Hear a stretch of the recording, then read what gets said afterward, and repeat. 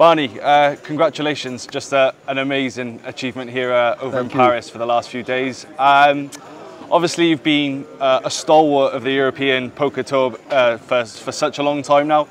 Did you ever think like a day like this would come for you? No. Next question.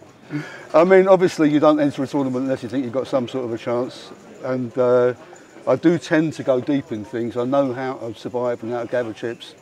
But that, that final furlong, that's very, very tough. And the deeper into it, the more it helps to get cards. But, a tournament, a structure like this, you can go a long way, just never showing down hands or whatever. But eventually, you get into the position that you get in after 4 or 5 days. If you don't get cards like I did today, it's very, very hard.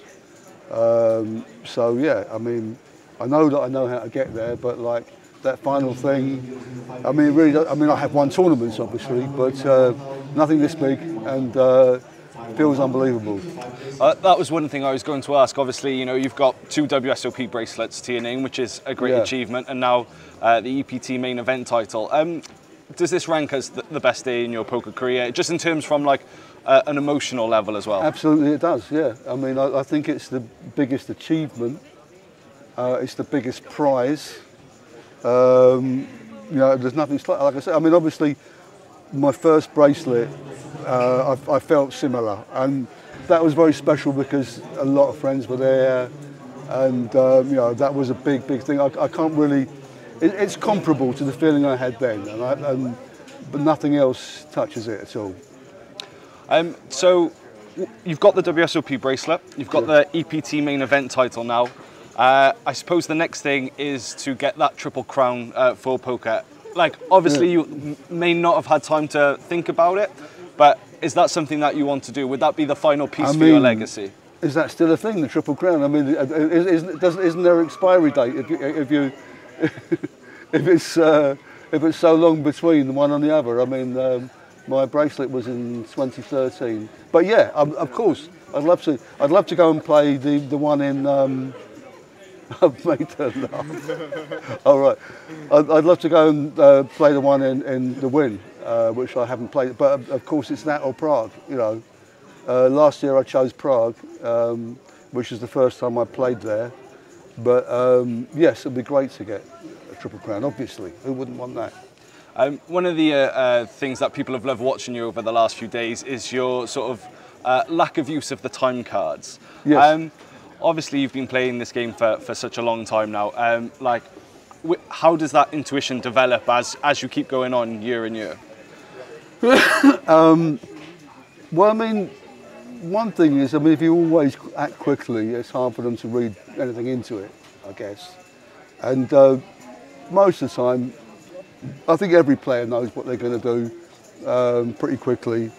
And okay, there's nothing wrong with giving yourself a bit of time in certain spots to be sure, but you've already got all the information.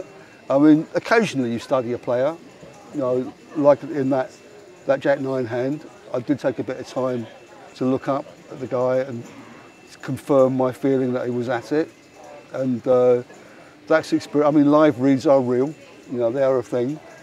So if I need time to do that, I'll take it. But I think I've used 2 or 3 in the whole tournament. I've got a big stack of them there. Maybe I can bring them back next year. I don't know. So one of the hands of the tournament, which has been spoken about quite extensively over the last few days, was that the King Queen versus like the Jack-9 versus Eric. There was some barbs traded back and forth. You possibly coming out as the better off and thing. Do you enjoy that interaction at the table, where there's maybe someone a bit contrarian, maybe someone with a bit of an attitude for better or for worse? Does it make the day and the game more interesting for you? I mean, I never shy away from it. I always interact with people. I prefer friendly interaction. I get them, I chat. I mean, I find that this whole thing about sitting very still and not moving and thinking that doesn't give anything away. My way is to just be myself. And good luck reading anything into it, because that's just me. Whether I've got a good hand or a bad hand, I'm going to be friendly and I'm going to be chatting. It doesn't matter. And I think that actually putting all this movement and talk in between me and the cards and what's going on probably makes me harder to read. But that's not why I do it, really. I do it just because that's me, you know. And I do enjoy. I prefer. And you know, if someone wants to bandy words with me, then good luck to them, frankly. And obviously, you would have played poker across all sorts of locations, from like dark and smoky rooms now to here and these bright lights. Which is your preference? Right now, today, right here. I don't want to be anywhere else. No, I like tournament poker. You know, I play cash, you know, and that can be fun sometimes, and I play in home games and things like that. But you know, for me, this is the thing. This is the test. This is the sport. You know, you have to take it through every stage, from the very deep stack.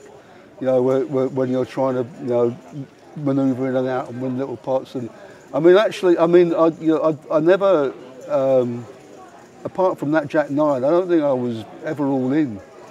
I mean, certainly I never had an all-in on their backs, the kings and queens against ace king. My game is little pots and not showing down hands, and this tournament gives you the chance to play that way. And I suppose that sort of like my final question is, like, say, your strategy is sort of like, you know, those small pots. Do you do much studying away from the table? I know that I should.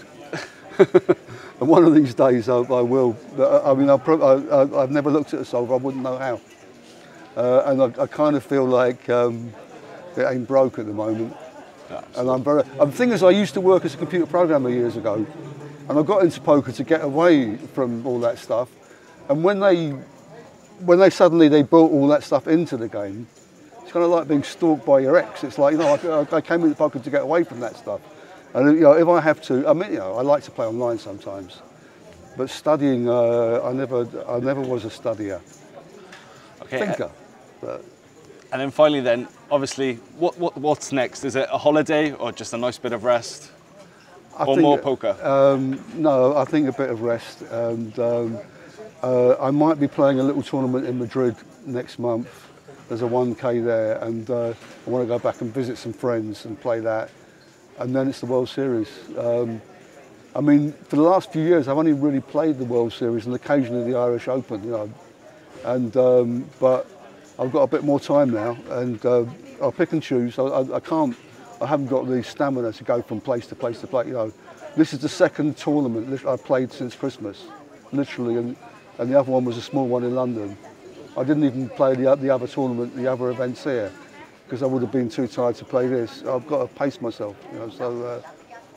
You say, obviously, with the pacing of yourself, but like with today, is the fire burning stronger than ever at the moment? Yeah, of course. You know, I mean, you know, it's a buzz. I feel kind of like vindicated a bit that I can play, you know, and I want to prove it's not a fluke and do it again.